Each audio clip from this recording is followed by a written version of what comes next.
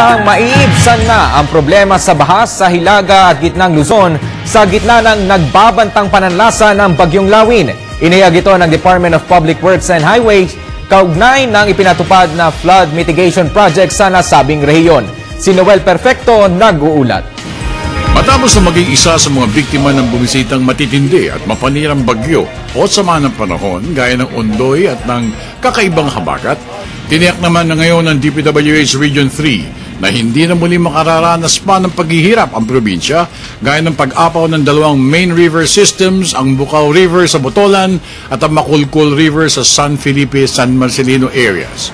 Ayon kay District Engineer Hercules Manglikmot, dinoble, kundi man triniple pa o pinalakas pang lalo ng kagawaran ng flood mitigation projects dito sa Balen, Baquero at Maraimo tributaries upang maproteksyonan ng Bukaw Bridge na minsan nang nasira dulot ng tubig baha mula sa Mount Pinatubo. Extraordinary itong nangyayari ngayon eh.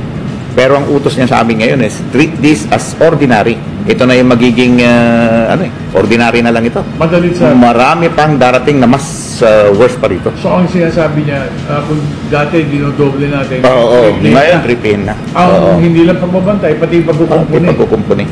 Sinabi naman ni Provincial Disaster Chairman at Governor Junid Dane na kanila rin itong binibigyan ng pansin, partikular ng pag-reinforce ng mga diking systems sa mga low-lying areas tulad ng mga barangays ng Kabangan, sanhi na rin ng pagtaas ng tubig mula sa West Philippine Sea. We are reinforcing the dikes to prevent the sand from spilling over.